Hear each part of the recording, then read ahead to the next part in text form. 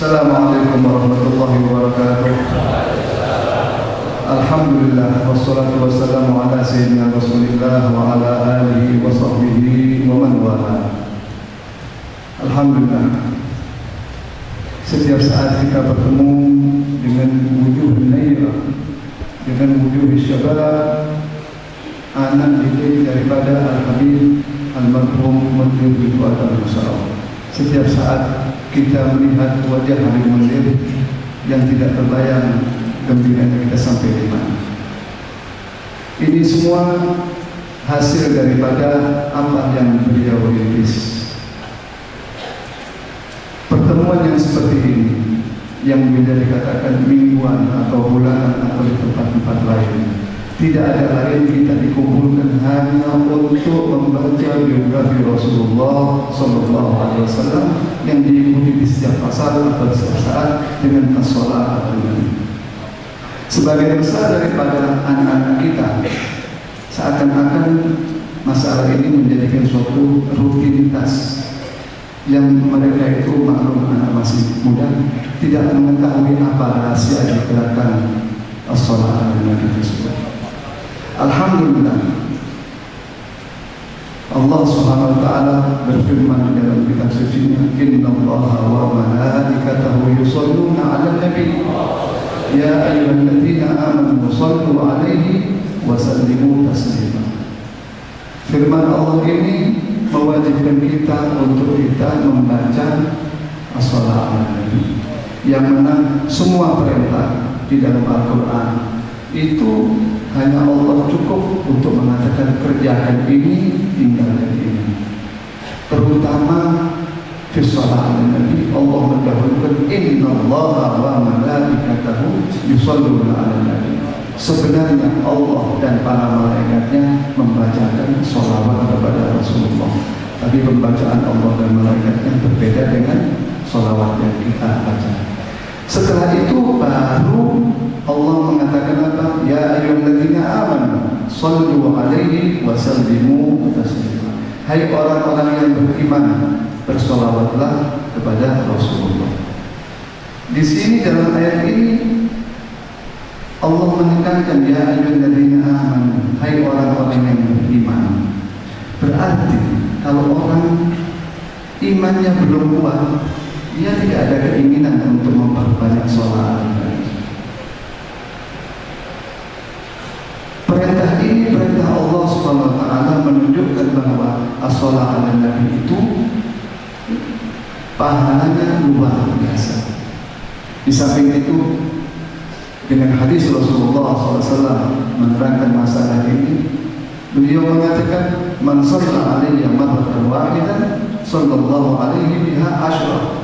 Barang siapa yang membacakan shalawat padaku sekali, maka Allah Subhanahu wa taala membacakan shalawat kepada orang tersebut 10 kali. Pembacaan sholawat sekali dibalas oleh Allah 10 kali. Apakah dalam arti ini bahwa Allah mengatakan Allahumma sholli ala fulan? Tidak. Sholawatnya Allah sangat banyak artinya kepada kita, termasuk al-maghfirah, termasuk segala urusan yang berkaitan dengan kenikmatan di dunia maupun di akhirat, itu masuk di dalam rahmat. Kita membacakan sholawat sekali kepada Rasulullah, Allah membalas 10 kali. Ini menunjukkan apa? Menunjukkan ketinggian makamnya Rasulullah SAW di sisi Allah Subhanahu wa taala. Dalam ayat ini Al-Imam Abdul Hasan Syadili beliau mengatakan seumpamanya kita dianjurkan oleh Allah SWT untuk bersolawat sejak mulai kita lahir sampai kita wafat. Kemudian solawat itu dibalas, bukan Allah, dibalas sekali saja dengan Rasulullah. Ini sudah cukup untuk menyelamatkan kita di dunia dan di akhirat. Solawatnya Rasulullah kepada kita. Bahkan di sini bukan Rasulullah, Allah SWT yang membalas. Nah, kalau kita amat-amati di fadhail sholawat ala Nabi, di banyak-banyak kita akan tercengang, kita akan melihatnya itu alangkah ruginya kalau kita tidak memperbanyak sholawat ala Nabi. Sedangkan sifat sholawat ala Nabi yang begitu banyak, kita ambil yang pendek. Allahumma sholli wa sallim ala sayyidina Muhammad wa ala ali sayyidina Muhammad. Atau yang lebih panjang lagi, setiap orang bebas dengan cara dia membaca sholawat ala Nabi. Alhamdulillah, majlis yang seperti ini tidak diciptakan, tidak diadakan oleh Habibana almarhum Habib Mundir terkecuali untuk mendekatkan diri kita kepada Rasulullah. Dengan cara apa? Dengan cara membaca biografi Rasulullah, dengan cara kita memperbanyak sholawat ala Nabi. Ini yang perlu kita tingkatkan. Alhamdulillah, apa repotnya kalau kita pulang dari sini, mungkin dengan mobil, mungkin dengan kendaraan yang lain. Apa sukanya kalau kita membaca sholawat ala Nabi dari mulai kita keluar dari tempat ini sampai ke rumah? Mungkin kita mendapatkan 100, mungkin kita mendapatkan 500. Yang penting jangan sampai ada waktu senggang yang kita gunakan untuk hal-hal yang tidak ada artinya. Karena ini terutama di saat sekarang ini dengan situasi yang semuanya tahu, banyak hal-hal yang bisa melalaikan kita kepada as-sholawat ala Nabi, terutama majlis-majlis yang sifatnya demikian. Saya ingat ada satu riwayat yang mungkin bisa diambil satu pengertian bahwa Rasulullah itu adalah suatu penghukum yang agung bagi kita.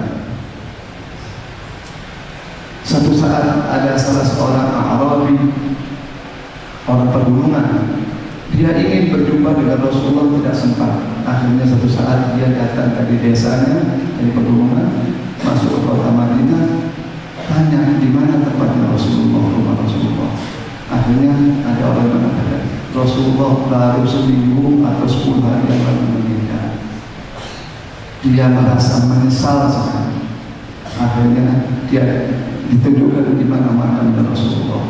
Di situ dia duduk sambil dia nangis menziarahi Rasulullah. Di samping itu dia mengucapkan suatu ayat yang berkaitan dengan hubungan Rasulullah dengan umatnya. Dia mengatakan apa? Ya Rasulullah, artinya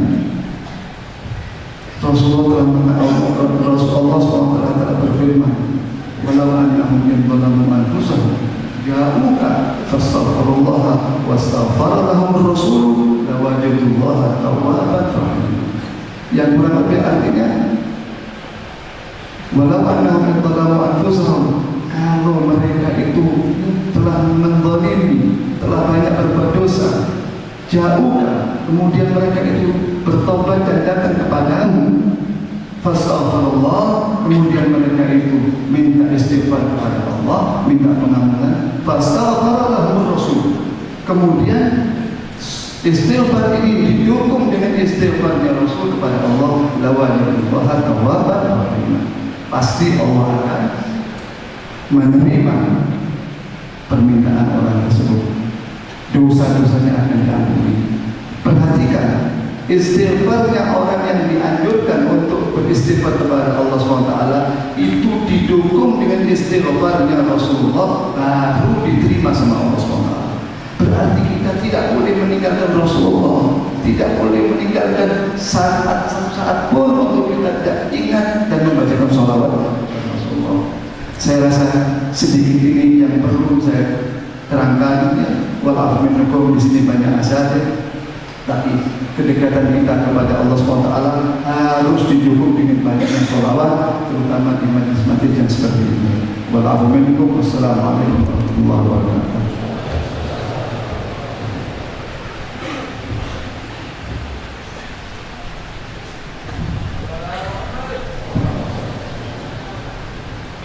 Assalamualaikum warahmatullahi wabarakatuh. Hadaratul habaib, ulama al-mukarramin, para guru-guru kita yang hadir di malam mulia ini, guru kita Fadilatul Habib Muhsin bin Idrus Al-Hamid mata'anallahu bih, guru kita Fadilatul Da'i Allah bin Jindan bin Nawal bin Jindan mata'anallahu bih, guru kita Fadilatul Habib Da'i Allah Habib Abdul Rahman Basura mata'anallahu bih, guru kita Fadilatul Habib Da'i Allah Habib Muhammad Bagir Al-Taus mata'anallahu bih. Dan sekalian habaib yang dimuliakan Allah Subhanahu wa ta'ala, mudah-mudahan kita semuanya diberkahi Allah di malam ini dan diberkahi Allah terus di setiap malam sampai kita wafat dan ketemu dengan Allah Subhanahu wa ta'ala. Amin ya rabbal alamin. Fahamdan li rabbin khassana bi Muhammadin wa anqadhana min dhulmatil jahli wad dayajiri. Alhamdulillahi alladhi hadana bi'abdihi al-mukhtari man da'ana ilayhi bil idzni wa qad nadana labbaika ya man dallana wa ahdana. Sallallahu wa sallama wa baraka alaihi wa ala alihi. Alhamdulillahi alladhi jama'ana fi hadzal majma'il mubarakil karim. Segala puji bagi Allah Subhanahu wa ta'ala yang maha melimpahkan karunia zahir dan batin dan menciptakan sebab-sebab turunnya karunia zahir dan batin. Dan di antara sebab yang diciptakan di dunia untuk turunnya karunia Allah adalah majlis kita di malam hari ini, majlis Rasulullah sallallahu alaihi wasallam. Kalau Allah Ta'ala menciptakan surga di alamul akhirah sebagai simbol besarnya rahmat Allah Subhanahu wa ta'ala, maka tidak ketinggalan di alam dunia Ia ciptakan tempat menjadi simbol rahmatnya, majlis ilmu dan majlis zikir. Saksinya adalah kalam Nabi Muhammad sallallahu alaihi wasallam, "Idza marartum bi riyadil jannah farta'u." Qalu wa ma riyadul jannah ya Rasulullah? Qala hilaqul dzikr wa fi riwayatin hilaqul ilm. Hadirin hadirat yang dimuliakan Allah Subhanahu wa taala, tadi telah kita membaca hadisnya Nabi Muhammad sallallahu alaihi wasallam, hadis yang menerangkan kepada kita fadilah hari Asyura dan fadilah puasa Asyura dan peristiwa yang terjadi di hari Asyura. Hari Asyura disunahkan puasanya sebagaimana juga disunahkan puasa di hari sebelumnya, yaitu hari Tasu'a. Dalam hadis ini diterangkan bahwa ketika Rasul sallallahu alaihi wasallam datang ke Madinatul Munawwarah, hijrah dari Mekah menuju Madinatul Munawwarah, tentunya didampingi oleh Sayyidina Abu Bakar As-Siddiq radhiyallahu ta'ala anhu wa ardhah. Sampai ke Madinatul Munawwarah, beliau dapatkan kaum Yahud berpuasa di hari Asyura. Tentu kita tahu bahwa beliau Rasulullah sallallahu alaihi wasallam hijrah dari Makkah ke Madinah bukan di bulan Muharram, dan Asyura adalah di bulan Muharram. Beliau hijrah di bulan Rabiul Awal sebagaimana kita tahu. Maka para syurahil hadis, di antaranya Syekh bin Hajar Al-Asqalani dalam Fathul Bari, mengatakan di dalam hadis ini tentu ada kalimat yang tidak disebutkan karena sudah dipaham maknanya. Itu Rasul pergi dari Makkah ke Madinah, hijrah sampai di Madinah, kemudian bermukim di Madinah sampai bulan Muharram, sampai hari Asyura.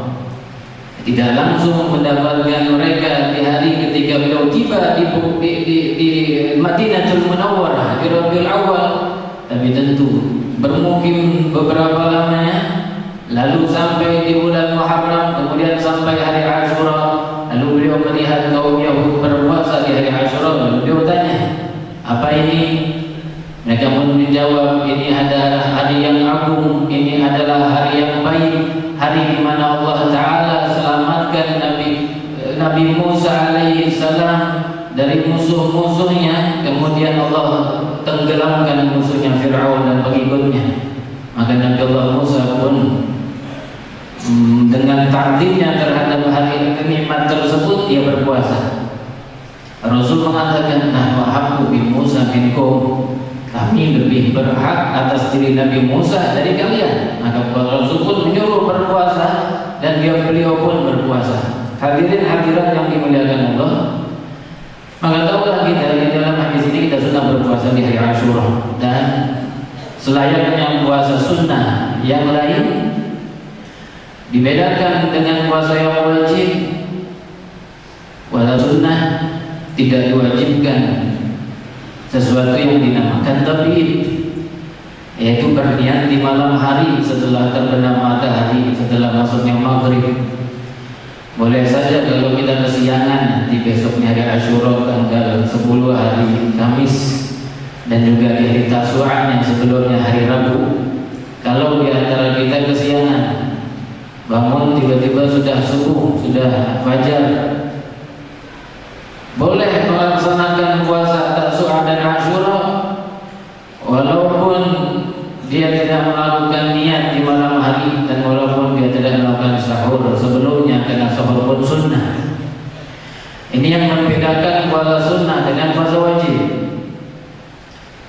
Lalu di dalam hari Asyura ini diriwayatkan di dalam riwayat Imam Ahmad bin Hanbal, kalau dalam riwayat ini disebutkan bahwa terjadi kejadian besar diselamatkannya Nabi Musa alaihi salam dari Fir'aun dan ditenggelamkan musuhnya, maka di dalam Musnad Imam Ahmad bin Hanbal disebutkan riwayat bahwa di hari ini juga Allah Subhanahu wa taala melabuhkan Safinatun Nuh atau perahu Nabi Allah Nuh alaihi salam di atas bukit yang disebut Judi. Tepat di hari Asyura, tepat di hari Asyura. Hadirin hadirat yang dimuliakan Allah, dalam hadis disebutkan di riwayat Imam Baihaqi, Rasul sallallahu alaihi wasallam mengatakan kepada para sahabatnya di dalam hadis riwayat Imam Baihaqi, "Sumut tasi'a wal 'ashir wa khaliful yahud wa la tatashabbahu bih." Berpuasalah hari 9, itu Tasu'a yang kita kenal dengan Tasu'a, dan berpuasalah di hari Asyura, di hari ke-10, dan jangan kalian menyerupai orang-orang Yahudi. Bedakan diri kalian dengan mereka. Menunjukkan bahwa ingin sekali Rasul sallallahu alaihi wasallam membedakan kaum muslimin dengan orang-orang Yahudi, dengan orang-orang kufar. Kalau dulu sebelum kejadian Asyura, beliau di dalam beberapa hal ingin menyamakan dirinya dengan Yahudi dan Nasrani karena mereka ahlul kitab, dan sangat sekali membedakan diri beliau dengan para abadatul auzan, para penyembah berhala dari kaum Mekah dan lainnya. Tapi ketika terjadi kejadian Asyura dan beliau menyuruh para sahabatnya untuk berpuasa di hari Asyura, lalu beliau pun memerintahkan diri sejak itu agar kaum muslimin membedakan dirinya dengan orang-orang Yahudi dan orang-orang sekalian kufar. Hadirin hadirat yang dimuliakan Allah, dan ini tentunya penting di saat kita, di zaman kita ini, kita punya busana muslimin dan mereka pun punya busana. Kita punya perempuan punya busana muslimah dan mereka pun kalangan wanitanya punya busana muslimah. Kita punya identitas menutup aurat laki-lakinya dan perempuannya, dan dengan itu kita dikenal. Bahkan di dalam hadis ini juga disinggung tentang sesuatu yang mempunyai makna yang dalam ketika Allah Ta'ala memberikan keselamatan kepada Nabi Musa alaihissalam. Nabi Musa alaihissalam kita tahu tidak punya pasukan. Mereka membawa Bani Israel dan mereka adalah rakyat jelata, bukan orang-orang tentara, bukan orang-orang yang mempunyai pengalaman dalam perang. Dibawa oleh Nabi Allah Musa alaihissalam, dan ketika diketahui mereka dibawa lari keluar dari, ingin dikeluarkan dari Mesir,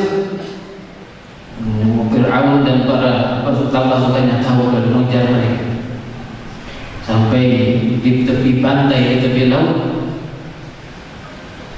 Para pengikut Nabi Allah Musa dalam keadaan bingung, tidak tahu apa yang mereka harus lakukan. Mereka berteriak, "Wahai Nabi Allah Musa, mereka semakin dekat, pasti mereka akan mengejar kita."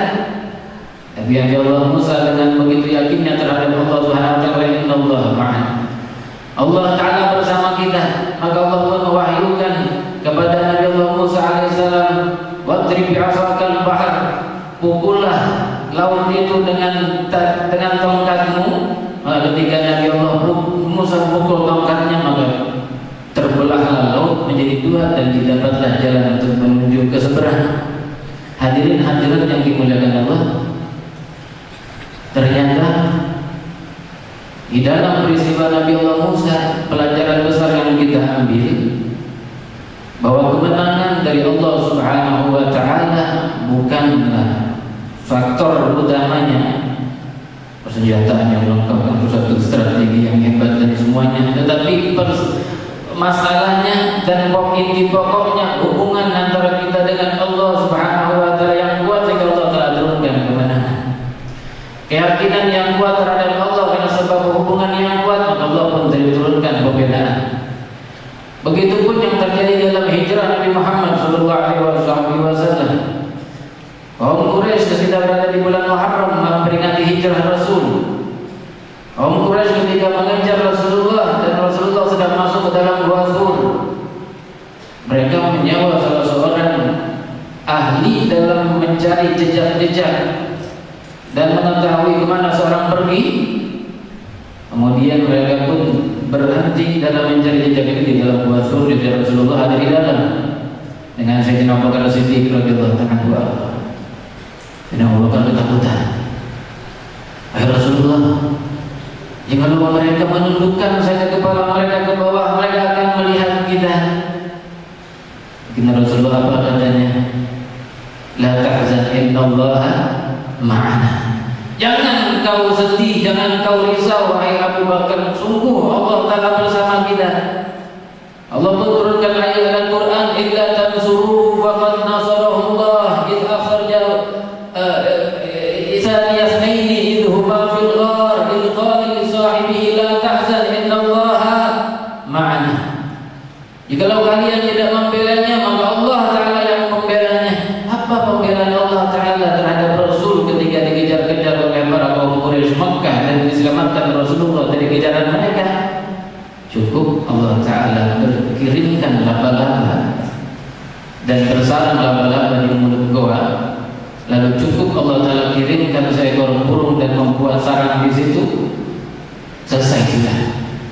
Apa kuatnya sarang burung dan sarang laba-laba? Allah katakan dalam Al-Quran, inna ahwalal buyut labaitul ankabut. Sungguh rumah yang paling lemah adalah rumah laba-laba. Kalau kita tampakkan kita punya tangan ke sarang laba-laba akan hancur. Tapi ketika orang Quraisy mengatakan kepada teman-temannya ketika berhenti di depan gua dan mengatakan ini tidak mungkin ke kanan atau ke samping, mereka pergi mungkin ke atas, naik ke langit. Yang satu menyentuh mengatakan mungkin di dalam gua. Lalu apa katanya yang lain? Kamu tidak lihat ini sarang laba-laba dan burung sudah ada sebelum lahirnya Muhammad, katanya. Sallallahu alaihi wasallam. Bahkan mereka berpikir seperti itu. Allah Ta'ala tampilkan pikiran mereka dari keberadaan Rasul di dalam gua dengan hanya sebuah seekor laba-laba dan sarangnya dan burung dan sarangnya. Illa tansuruhu faqad nasarahullah. Maka begitupun ketika kita jatuhkan perkara kepada diri kita, kita punya musuh di dalam diri. Apa musuh kita di dalam diri? Kita punya syaitan yang mengganggu dan membisikkan kita. Dan kita punya hawa nafsu yang selalu mengajak kita dan menjadi musuh kita. Inna a'da aduwikum nafsukal ladhi baina janbaik. Inna a'da aduwikum nafsukal ladhi baina janbaik. Kata Rasulullah, sungguh musuh yang paling memusuhimu adalah nafsu yang berada dalam dirimu. Terkadang kita ingin dekat dengan Allah Subhanahu wa Ta'ala, datang ke majlis ini, dengar tausiah tentang masalah Asyura, hari Tasu'a. Tapi kemudian nafsu membisikkan, setan menghalangi. Terasa begitu sangat berat untuk berpuasa, beribadah yang lain pun begitu terasa datang rasa malas, terasa berat mungkin sebab yang lainnya. Tapi ingat, illa tansuruhu faqad nasarahullah. Ketika kita terhubung dengan Allah dan mengembalikan kekuatan kepada Allah Subhanahu wa Ta'ala, maka tidak apa-apa semuanya di hadapan Allah Jalla Jalaluh. Kita minta kepada Allah, Allah Subhanahu wa Ta'ala berikan kita kekuatan zahir dan batin. Allah Ta'ala berikan kepada kita segala kekuatan ukhrawi dan duniawi, hissi dan ma'nawi, sehingga Allah Ta'ala memudahkan kita untuk berpuasa di hari Tasu'a dan berpuasa di hari Asyura. Hadirin hadirat yang dimuliakan Allah Subhanahu wa Ta'ala, ini yang bisa saya sampaikan di dalam kesempatan hari ini. Maka mudah-mudahan dengan niat yang kita buka di malam hari ini untuk berpuasa besok di hari Rabu, hari Tasu'a, dan berpuasa besok di hari Kamis, hari Asyura, mudah-mudahan Allah Ta'ala dengan puasa kaum muslimin muslimat mendatangkan kemenangan yang cepat untuk umatul muslimin, untuk kaum Islam dan muslimin di penjuru dunia mereka berada. Dan nanti bentar lagi akan datang guru mulia kita, Fadilatul Dai Allah Imam Rabbir Muslim dari Umar bin Muhammad bin Salim bin Hafid. Kita doakan dan Allah Ta'ala berikan kesehatan kepada beliau, Allah mudahkan perjalanan beliau, dan Allah Ta'ala lancarkan dakwah beliau dan sukses dan dakwah beliau, dan Allah Ta'ala tidak haramkan keberkahan beliau untuk kita semuanya. Kita hadir kita di dalam acara besar beliau ada dan mengadakan acara, sehingga Allah Ta'ala limpahkan rahmat kepada kita semuanya. Amin ya rabbal alamin. Allahumma hdina fiman hadayt wa afina fiman afayt wa tawallana fiman tawallayt wa barik lana fima a'tayt wa qina bi rahmatik syarra ma qadayt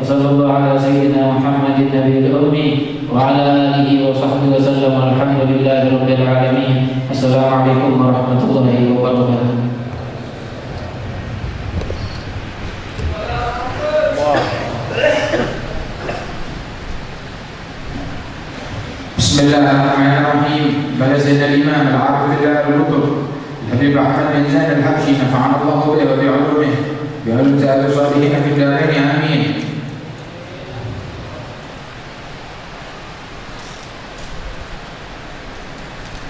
Wa annahu alaihi salatu wassalam sadiq fi jami'i ma akhbara bihi 'an Allah ta'ala min as-sirat wal mizan wal hawd wa ghayri dhalika min umuri al-akhirah wal barzakh ومن سؤال الملكين وعذاب القبر ونعيمه وأن القرآن وجميع كتب الله المنزلة حق والملائكة حق والجنة حق والنار حق وجميع ما جاء به سيدنا محمد صلى الله عليه وآله وسلم حق.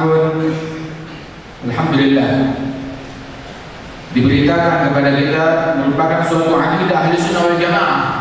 Kewajiban kita untuk meyakini, berakidah, beriktikad bahwasanya semua yang dibawa oleh Nabi Muhammad sallallahu alaihi wasallam adalah benar, dan Rasulullah sallallahu alaihi wasallam adalah jujur di dalam menyampaikan segala semua yang beliau sampaikan. Rasul sallallahu alaihi wasallam diwahyukan oleh Allah Ta'ala, walladzi jaa bis-sidqi wa saddaqa bih. Orang yang datang membawa kebenaran dan yang membenarkannya. Sungguh yang membawa kebenaran tersebut adalah Nabi Muhammad sallallahu alaihi wasallam, sebagaimana dikatakan oleh ahli tafsir, walladzi saddaqa bihi, dan juga yang pertama mempercayainya adalah Sayyidina Abu Bakar As-Siddiq radhiyallahu anhu, sebagaimana diutarakan oleh ahli tafsir hingga beliau disebut As-Siddiq radhiyallahu anhu wa an ashabi Rasulillah ajma'in. Wa Rasulullah sallallahu alaihi wasallam difirmankan oleh Allah Ta'ala, la yantiqu 'anil hawa in huwa illa wahyun yuha. Apabila berbicara tidak berbicara dari hawa nafsu, namun semata-mata itu adalah semuanya wahyu dari Allah Subhanahu wa Ta'ala. Semua yang diberitakan oleh Rasulullah daripada Allah Subhanahu wa Ta'ala, dan Rasulullah tidak menyembunyikan apapun juga. Jadi apabila ada yang menyampaikan Rasulullah belum sempurna dalam menyampaikan risalah ini, maka dia telah berdusta dan juga telah mendustai Nabi Muhammad sallallahu alaihi wasallam, menyatakan bahwa Nabi Muhammad berbohong atau menyembunyikan daripada risalahnya Allah Subhanahu wa Ta'ala. Tidak ada satu apapun yang harus disampaikan melainkan telah disampaikan oleh Rasulullah sallallahu alaihi wasallam, hingga Allah Jalla Jalaluhu wa Ta'ala Allah Ta'ala berfirman di dalam Al-Quran, al-yawma akmaltu lakum dinakum wa atmamtu alaikum ni'mati wa raditu lakumul Islam dinan. Telah sempurna semuanya telah disampaikan oleh Rasulullah sallallahu alaihi wasallam. Ya Rasul, balligh ma unzila ilaika. Wahai Rasul, sampaikan apa yang Allah Ta'ala turunkan kepadamu, sampaikan. Disampaikan oleh Rasulullah SAW. Fa'ilam tafa'al, kalau tidak engkau lakukan itu semua, fama ballagta risalah, maka sama seolah-olah sama sekali tidak menyampaikan satu pun dari risalah yang diturunkan oleh Allah Ta'ala. Apabila satu saja kau sembunyikan, maka Rasul tidak menyembunyikan apapun, semuanya disampaikan oleh Rasulullah sallallahu alaihi wasallam. Dan juga termasuk apa yang disampaikan oleh Rasulullah, perkara yang berkaitan tentang hari akhir, hari kiamat, yang mana kita wajib beriman dengan hari kiamat dan semua yang terjadi di hari kiamat. Apa kejadian-kejadian di hari kiamat? Di hari kiamat hal-hal yang berkaitan tentang hari kiamat adalah as-sirat, jembatan yang membentang di atas neraka Jahannam, yang mana sirat tersebut itu jembatan yang semuanya kita akan lalui, lebih tipis daripada rambut, lebih tajam daripada pedang. Nah, cuma semuanya kita yang ada di sini akan melalui jembatan tersebut, punya solusinya untuk bisa selamat. Jembatan itu panjang. Apakah kita punya solusi untuk menyelamatkan diri kita? Itu dikisahkan Sayyidina Abdullah bin Rawahah waktu Nabi Muhammad menunjuk para sahabat untuk memimpin sahabat yang lain, memimpin pasukan ke Mu'tah, melaksanakan perang di Mu'tah sana. Maka pertama Rasul mengatakan, seandainya yang memimpin pasukan adalah Zaid bin Harithah, kalau Zaid terbunuh,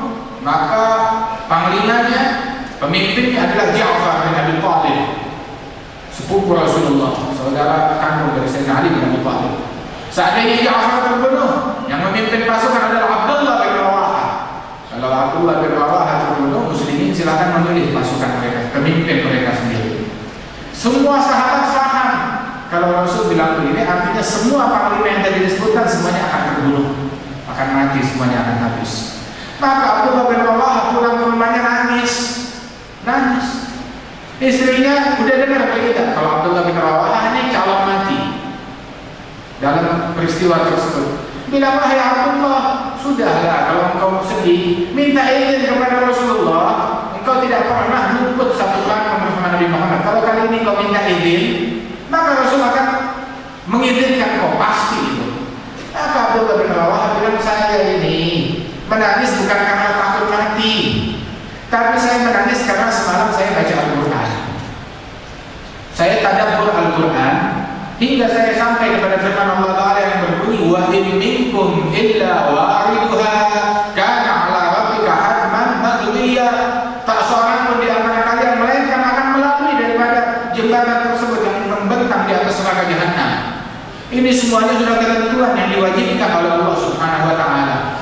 Saya nangis kalau kenapa? Semalam saya tadabbur ini ayat, saya baca ini ayat sehingga saya yakin saya akan melewati neraka jahanam tersebut, tapi saya nggak tahu saya lolos nggak, keluar nggak, berhasil atau tidak, itu yang saya tidak tahu. Saya yakin saya akan masuk melewati jembatan itu, tapi apakah saya selamat? Saya tidak tahu. Ini yang membuat saya menangis. Radhiyallahu anhu. Kita kapan tadabbur Al-Quran?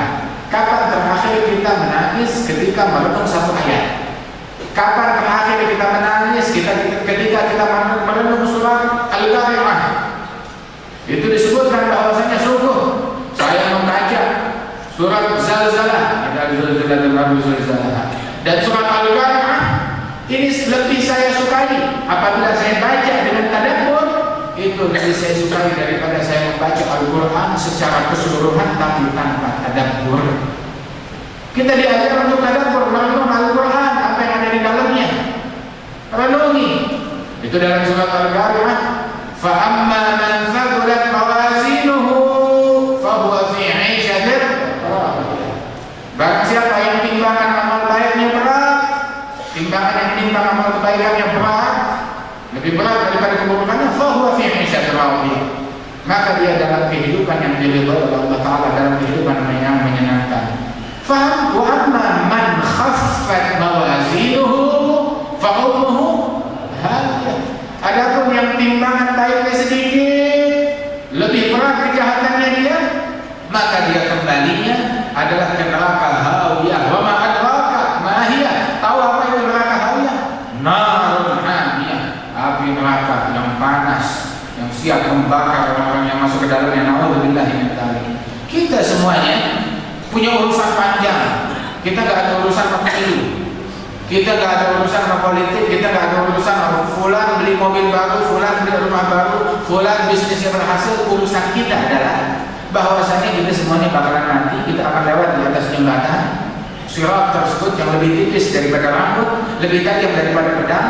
Kita akan ditimbang amalan-amalan kita. Dan bagaimana seandainya tersisa satu keburukan dari amalan-amalan kita yang Allah ingin menuntut kita akan dosa tersebut, habis kita. Tahu nggak mana yang lebih besar dosanya kita, apa dosanya Fir'aun?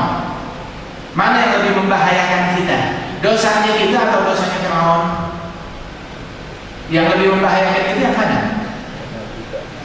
Kita yang mencelakakan kita bukan dosanya Fir'aun. Dosanya Fir'aun mencelakakan dirinya sendiri. Dosanya Namrud tidak membahayakan kita, tapi yang membahayakan kita adalah dosa kita sendiri. Dosa kita yang paling kecil itu lebih bahaya terhadap diri kita daripada dosa yang paling besar oleh seluruh penghuni dunia ini. Nah, karena pikirin dosa kita diberikan waktu oleh Allah Ta'ala hidup. Mungkin ajal kita nggak tahu apakah besok atau lusa, atau masih sebulan lagi, atau masih setahun lagi, atau masih 2 tahun, 3 tahun lagi. Kita nggak tahu ajal kita sampai kapan. Tapi intinya kita diberikan hidup untuk dari sekarang ini semasa hidup kita pikirkan bagaimana agar kita bisa lolos dari jembatan tersebut. Gimana biar timbangan kita berat? Bagaimana biar kita masuk dalam surga Allah Subhanahu wa Ta'ala? Itu kuburan yang akan kita masuki, yang akan kita lalui masa depan yang hakiki. Di kubur kita bakal ditanya soal munkar wa nakir. Tahu kenapa munkar wa nakir?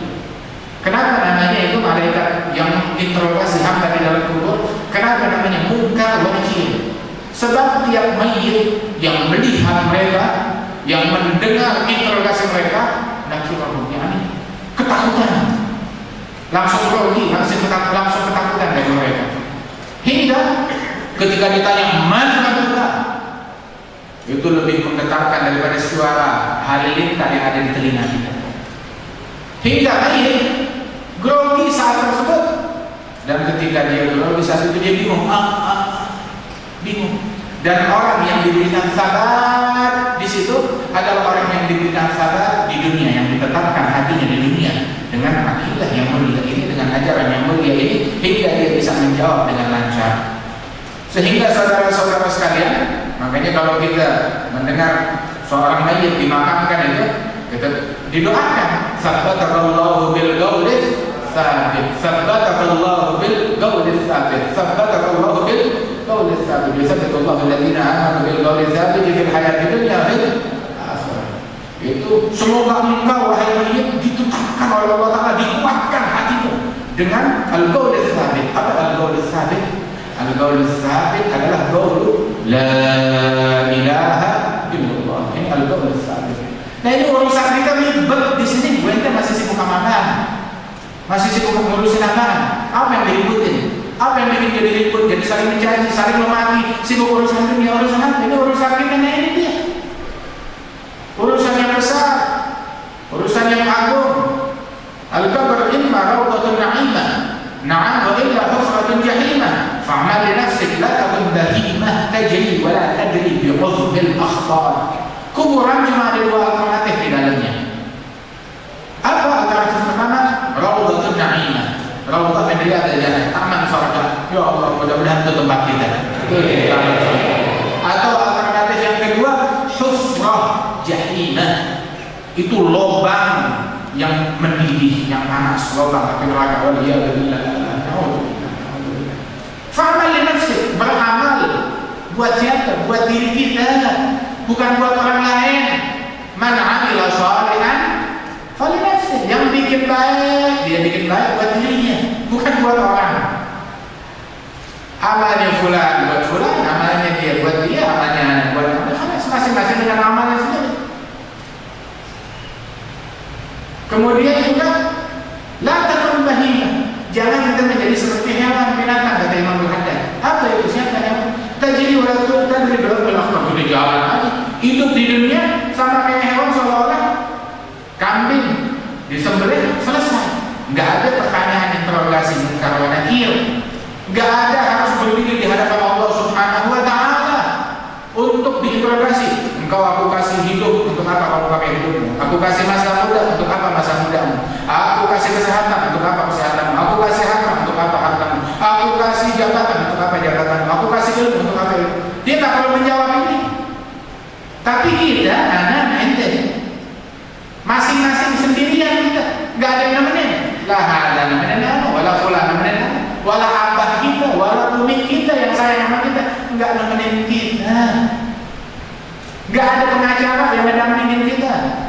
Ma minkum illa wasalukallahu rabbuh laisa bainahu wa bainahu turjuman. Nggak ada perantara, pengacara, penerjemah antara kita dengan Allah Taala langsung. Ya abdi.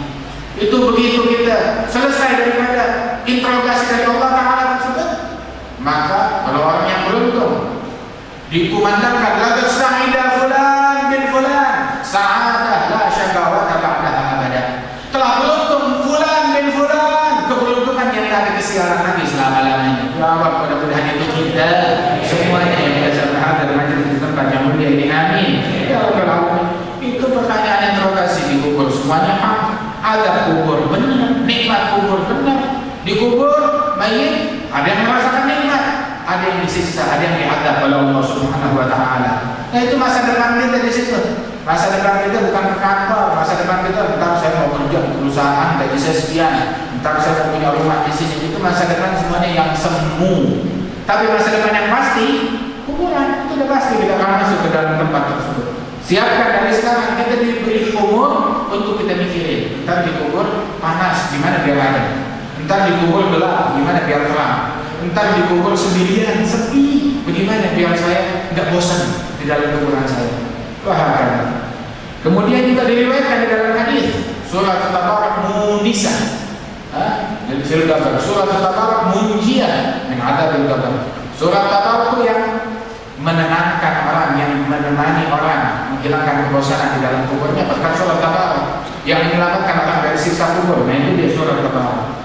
Dan Al-Quran yang merupakan firman Allah Subhanahu wa taala, kalamullah al-qadim, kalamullah taala, yang mana Allah Subhanahu wa taala jadikan Al-Quran tersebut mukjizat yang terbesar bagi Nabi Muhammad sallallahu alaihi wasallam.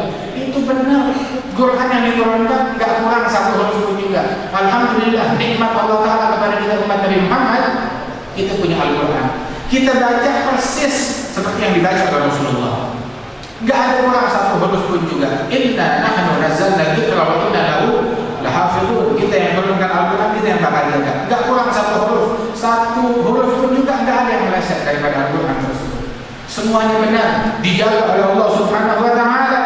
Dan semua kitab Allah taala kita beriman. Kita beriman dengan kitab Allah Subhanahu wa taala. Kita beriman dengan Taurat, dengan Injil, dengan Zabur, dan dengan Al-Quran dan semua as-suhuf, kitab-kitab yang diturunkan Allah. Kita beriman. Bukan yang dipalsukan oleh pengikut mereka, tapi yang diturunkan Allah. Nah itu kita beriman. Yang dipalsukan kita tidak percaya. Tapi yang diturunkan Allah, kita beriman dengan semua yang diturunkan oleh Allah taala daripada kitab dan suhuf tersebut. Dan kita beriman bahwasanya Al-Quran tetap otentik sampai sekarang, tidak kurang satu huruf pun juga, tidak ada yang meleset daripada Al-Quran tersebut. Dan kita beriman dengan semua malaikat-malaikat Allah. Kita beriman juga dengan surga. Apa itu surga? Surga darul jaza, darul thawab. Wan nar, neraka darul iqab. Surga itu adalah tempat ganjaran, tempat pahala. Allah mengganjar hambanya dengan pahala. Neraka di mana Allah taala memberikan balasan dengan siksa kepada orang-orang yang dimurkai oleh Allah taala. Surga yang Allah Subhanahu wa taala adalah lambang keridhaannya Allah. Nerakanya Allah adalah salah satu lambang dari murkanya Allah taala. Waliyadu billahi min dzalik. Karena itu carilah ridhonya Allah Subhanahu wa taala, surga Allah taala. Lalu hasil semua yang dibawa oleh Nabi Muhammad sallallahu alaihi wasallam, kita beriman, kita percaya, dan kita minta kepada Allah taala agar kita ditetapkan dalam iman, dalam keyakinan kepada Allah taala, dan diwafatkan dalam ajaran Rasulullah sallallahu alaihi wasallam. Dan hari-hari yang mulia di bulan Muharram ini kita isi dengan ibadah, kita isi dengan ketaatan kepada Allah taala. Tadi kita diajarkan di hari Asyura disunahkan kita untuk berpuasa. Puasa jangan Asyura doang kalau bisa. Ya, kalau bisa disambung sehari sebelumnya atau sehari setelahnya. Nabi bilang lain adrak wal amal mukbil la asumanna tasbu'a wa Asyura. Kalau saya ketemu dengan tahun depan, saya bakal puasa Tasu'a dan Asyura juga, sampai Rasulullah sallallahu alaihi wasallam. Di hari Asyura tugas kita satu puasa. Kama warad fil hadis. Kemudian juga tugasnya kita tausi'ah 'alal 'iyal, memberikan keluasan nafkah kepada orang-orang yang wajib kita nafkahi, anak, istri, luasin nafkah kita kepada mereka. Biasanya kita kasih sekian, kita lebihkan lagi. Kenapa? Ini hari Asyura. Sebab man wassa 'ala 'iyali fi yawm Asyura, apabila dia meluaskan nafkah kepada keluarganya khusus di hari Asyura, Allah taala luaskan rezekinya sepanjang tahun tersebut. Itu tugas yang kedua. Tugas yang ketiga di hari Asyura begitu adalah menunjukkan perhatian kita kepada al-aitam, anak-anak yatim. Tunjukkan perhatian kita kepada anak-anak yatim, walaupun dengan kasih sayang, ungkapan kasih sayang sekedar usap kepalanya. Lebih bagus lagi kalau pakai duit itu usap kepala mereka. Begitu. Artinya tunjukkan apa yang bisa kita mampu, kita berikan. Tunjukkan perhatian kita kepada anak-anak yatim. Terus juga di antara yang dianjurkan di hari Asyura itu ziarah kepada ulama, ziarah kepada orang alim. Kemudian juga di hari Asyura kita dianjurkan tuh pakai sifat mata, pakai celah mata. Ketika malam harinya itu dianjurkan oleh para ulama radhiyallahu anhum ajma'in. Dan inilah daripada sunnah-sunnah Rasulullah sallallahu alaihi wasallam yang hendaknya kita hidupkan, kita jaga, Dan di hari Asyura jangan lupa birrul walidain tetap, silaturahmi tetap, begitu. Banyakin berzikir kepada Allah Subhanahu wa taala, banyak berdoa, ya baca hasbunallah wa ni'mal wakil, ni'mal maula wa ni'mal nasir, hasbunallah wa ni'mal wakil, ni'mal maula wa ni'mal nasir. Banyak zikir yang semacam ini. Hari Asyura itu hari yang agung, hari yang mulia. Ini hari lebaran, hari kegembiraan bagi anak-anak yatim, gembirakan mereka. Dan hari Asyura itu banyak kejadian utama yang terjadi di situ. Ada di hari Asyura itu Allah Taala selamatkan Nabi Musa ditenggelamkan Firaun. Itu berlabuh perahunya Nabi Nuh ya di gunung di Bukit Judi. Kemudian juga di hari tersebut Allah Taala selamatkan Ibrahim dari apinya Namrud. Di hari yang mulia juga tersebut itu Allah Subhanahu wa taala jadikan banyak kejadian-kejadian di mana Sayyidina Ayyub itu segala kesulitan musibahnya dia diangkat oleh Allah Subhanahu wa taala di hari Asyura. Hasil banyak kemuliaan di hari Asyura tersebut. Dan di hari tersebut juga wafat salah seorang cucu Rasulullah sallallahu alaihi wasallam, Sayyidina Husain bin Ali bin Abi Thalib radhiyallahu anhu an ashabi wa ahli bait Rasulillah ajma'in. Yang mana Sayyidina Husain bin Ali bin Abi Thalib ini salah seorang cucunya Rasulullah sallallahu alaihi wasallam. Rasulullah Husain minni wa ana min Husain. Husain bagian dari saya dan aku bagian dari Husain, kata Rasulullah sallallahu alaihi wasallam. Dan untuk Sayyidina Husain, hal yang paling menggembirakan beliau, ya, hari yang paling berbahagia untuk beliau adalah hari perjumpaan beliau dengan Allah Taala, hari wafatnya beliau. Itu kalau seandainya orang meninggal dunia masuk neraka, itu hari yang paling sial buat dia. Tapi meninggal dunia dia masuk surga, alas mustahil, istirahat dari kesulitan duniawi. Begitu Sayyidina Ali bin Abi Thalib itu di hari wafat beliau, di mana wafat beliau, dia mimpi melihat Rasul sallallahu alaihi wasallam. Rasulullah nanya sama Sayyidina Ali, bilang, "Hai Ali, ya, engkau ini mau sembuh sehat, balik, atau kalau engkau mau, engkau besok bisa sarapan sama kita di sini," kata Rasulullah. Ya, berbuka di sini, makan di sini sama saya. Mau pilih yang mana? Dia bilang, "Ya Rasulullah, bal aftur fadana." Saya mau besok makan bareng engkau aja di sana. Memilih bersama Rasulullah sallallahu alaihi wasallam wa hakadha radhiyallahu anhu ajma'in. Mereka ahli bait Nabi disifatkan oleh Allah Taala dengan kesucian, enggak kenal dengki, enggak kenal hasud, enggak kenal benci, enggak kenal melaknat orang, enggak kenal kutukan orang. Ini bukan karidahnya ahli bait. Ini bukan jalannya ahli bait. Enggak gila harta, enggak gila jabatan, enggak gila dunia. Begitu, enggak mengenal benci kepada sesama. Sebab mereka ahli bait itu taharahumullah. Allah Ta'ala sudah mensucikan mereka dari penyakit-penyakit hati yang semacam ini. Dan orang yang mengikuti jalan Ahlul Bait, ikutin sirahnya mereka, akhlaknya mereka, jangan mencaci, jangan memaki. Sebab orang yang paling cinta sama sahabat Rasulullah Ahlul Bait, dan orang yang paling cinta terhadap Ahlul Bait Rasulullah sahabat Nabi Muhammad sallallahu alaihi wasallam. Sehingga Allah Ta'ala bilang, kerabat Rasulullah, kerabatnya Nabi, lebih saya cintai daripada kerabat saya sendiri. Radhiyallahu anhu ajma'in. Mudah-mudahan Allah Ta'ala memberikan rahmatnya kepada mereka sekalian, dan Allah Ta'ala tempuhkan kita di jalan mereka sekalian. Amin ya rabbal alamin. Rabbana fa'alna bi barakatihim wa ahdina al-husna bi hurmatihim, amitna fi baradatihim wa ma'afatin min al-fitani bi rahmatika ya arhamar rahimin. Sallallahu ala sayyidina Muhammad wa ala alihi wasallam. Alhamdulillah. Ya Allah, ya Allah, ya Allah, ya Allah, ya Allah.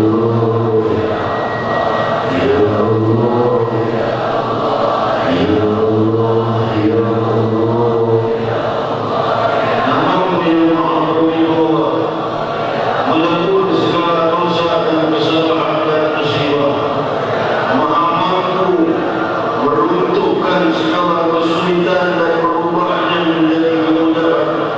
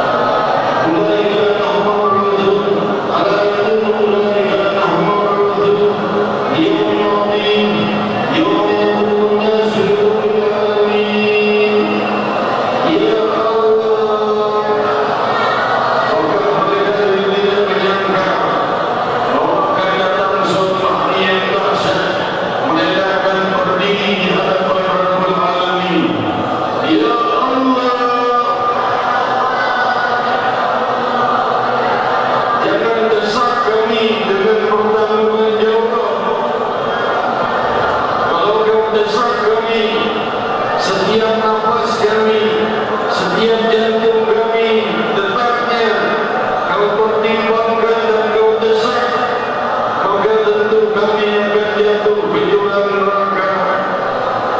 Namun jika Kau maafkan kami, ya Allah, maha baik Engkau dan segala puji bagimu yang menghadirkan kami di malam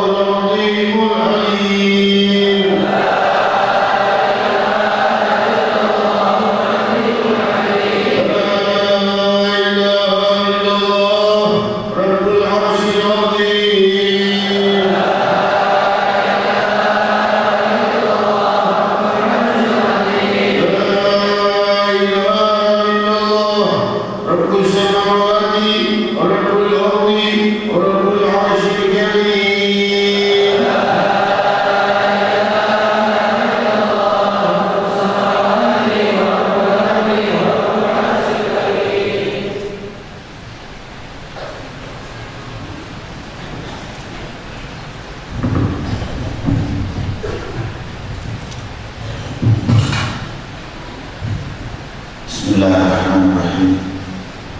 Allahumma salli ala sayyidina Muhammad wa ala alihi wa sahbihi wasallam. Assalamualaikum warahmatullahi wabarakatuh. Para hadirin dan hadirat yang dimuliakan Allah, saya menyampaikan salam dari dulu dan juga umat untuk para jamaah yang hadir di tempat ini. Beliau merindukan kita semua yang hadir di tempat ini, dan insya Allah beliau akan datang tanggal 23 November Rohani di Jeddah. Kemudian esoknya kalau Sayyidina Syekh Bakar bin Salim, malamnya di tempat, sorenya di tempat Al-Fakhriyah, hari Senin malam ada insya Allah di Monas bersama kita semuanya. Beliau menyampaikan keinginannya juga untuk khatam Al-Quran di Monas bersama-sama kita semua. Insya Allah kita akan baca khatam Al-Quran bersama guru mulia kita, dan beliau berpesan supaya setiap bulan sekali kita bersama-sama di majelis ini khatam Al-Quran. Dilanjutkan oleh beliau sebulan sekali kita khatam Al-Quran. Dia mengatakan bahwa dalam Al-Quran itu Allah banyak rahasia-rahasia, dan itu adalah pedoman jalan hidup orang-orang yang akan berbakti kepada Allah. Hanya itu satu-satunya jalan pedoman kita kembali kepada Allah. Tidak ada jalan selain itu. Tadi disampaikan oleh para guru-guru kita bahwa kita nantinya akan melewati satu sirat yang sangat diriwayatkan seolah-olah rambut yang dibelah 7. Para ulama berbeda-beda pendapat dalam memahami makna rambut yang dibelah 7 tadi. Ada yang mengartikan ya memang seperti itu. Ada yang mengartikan bahwa itu betapa sulitnya untuk melewati surat Al-Mustaqim itu tadi. Dan para jamaah, manusia ini diciptakan oleh Allah dari 3 unsur. Yang pertama adalah jasad kita. Yang kedua adalah jiwa yang akan mempertanggungjawabkan semua yang kita dibikin oleh Allah. Orang-orang non-muslim saat ini mereka berpikir bahwa manusia ini hanya 2 tadi itu, hanya jasad dan jiwa. Mereka tidak percaya dan tidak memahami ruh yang ditiupkan oleh Allah. Dengan itu jiwa bisa masuk ke dalam jasad. Ruh itu pintunya untuk menuju Allah. Jalan menuju kepada Allah adalah melalui ruh yang ditiupkan oleh Allah. Pintunya adalah asyhadu an la ilaha illallah wa asyhadu anna Muhammadar Rasulullah. Orang yang tidak mengucapkan kedua kalimat syahadat, orang yang tidak tahu pintunya Allah tadi itu, dia akan berada dalam kegelapan. Mulai diciptakan sampai dia kembali kepada Allah, dicabut ruhnya, dia dalam keadaan kegelapan. Karena dia tidak tahu masuk pintunya itu.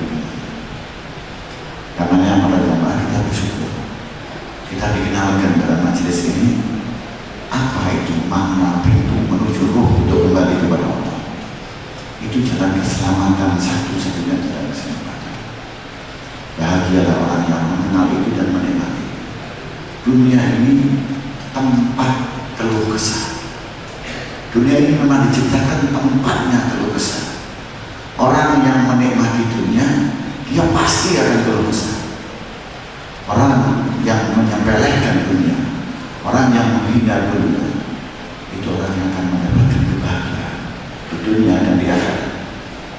Para aulia itu adalah contohnya manusia-manusia yang meremehkan dunia. Ada seorang aulia mendatangi keluarganya setelah dia di alam barzakh. Dia ditanya, bagaimana keadaan di alam barzakh?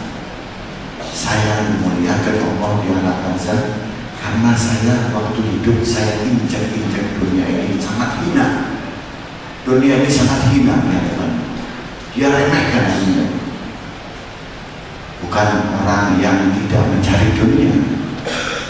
Orang yang meremehkan dunia itu, dunia akan datang kepadanya dan dia tidak peduli. Dia hina itu dunia. Dunia datang dia sepele. Dan orang yang menyintai dunia dia akan jadi budaknya. Kita punya pilihan, survei Allah, mau jadi budaknya dunia atau menjadi orang yang menghina dunia dan dimuliakan oleh Allah. Umat Nabi Muhammad orang yang dimuliakan oleh Allah, karena dia menyepelekan dunia. Dia tidak gelisah apa yang hilang dari dunia. Dia gelisah kalau waktunya lupa kepada Allah. Ukuran kita nanti di hadapan Allah, seberapa banyak kualitas kita mengingat Allah. Itu memang yang kita masih muda-muda ini, kalau yang seperti kita sebagian ini yang tua, kita gelisah. Bagaimana kita kembali ke alam waktu mudanya itu untuk menikmati mendekat kepada Allah. Dan ini yang hadir di tempat ini diberi kenikmatan oleh Allah, mengingat Allah. Yang lalu-lalu yang kita lupa kepada Allah dikasih kesempatan kepada Allah. Orang yang lalu lupa kepada Allah lalu dia mohon kepada Allah supaya yang lalu-lalu itu dikembalikan dengan keinginan ingat kepada Allah, dikasih kepada Allah. Seperti orang yang memutar tape-recorder atau VCD, kita dikasih kesempatan untuk memutar balik lalu kita mohon kepada Allah, dikasih. Kalau sudah rohnya dicabut oleh Allah nggak bisa. Sekarang ini masih bisa. Yang lalu-lalu itu kita lupa kepada Allah masih boleh. Orang yang dulu sholatnya nggak sempurna, suka lupa, kita bayar, utang kepada Allah bayar. Dan tadi sampaikan juga bahwa orang Islam itu harus lebih mulia dari orang-orang agama-agama lain. Kebiasaan orang Islam itu lapar. Kalau kita itu mengingat sesuatu, Rasulullah mengajarinya itu lapar, dengan lapar, bukan dengan kenyang perut. Orang agama lain 1 hari, kita 2 hari. Dan setiap minggu kita disuruh lapar untuk memuliakan kita sendiri. Orang yang kenyang itu lupa kepada Allah. Orang yang lapar dekat kepada Allah. Senin kita dimintakan puasa untuk ingat kelahiran Rasulullah SAW. Nabi-nabi yang diselamatkan di hari Muharram dari itu, semuanya itu mulia karena akan datangnya Nabi Muhammad. Dan kita di hari kelahirannya Rasulullah SAW, kita berpuasa. Paling nikmatnya orang mengenal Nabi Muhammad dalam keadaan lapar. Cintai Nabi Muhammad dengan keadaan lapar. Dan juga hari Kamis kita dihadirkan puasa karena apa? Di hari itu amalan-amalan disampaikan kepada Rasulullah. Orang yang lapar di saat hari itu memuliakan Nabi Muhammad. Dia mengendalikan hawa nafsunya, mengendalikan dirinya untuk ingat kepada Allah. Mudah-mudahan kita tetap beriman, kita tetap mencintai Rasulullah, mengikuti jalan dari Rasulullah, mengikuti Al-Quran, kembali kepada Al-Quran. Al-Habib Mundur tadi sudah menyampaikan kita kembali kepada Allah, mengingat Allah, mengingat Allah, mengingat Allah. Berulang-ulang kita sebut nama Allah. Itulah nanti ukuran kita. Marilah pada hari ini kita tutup kita ini pikirnya dari diri kita. Ada dulu yang baik di atas dan seterusnya.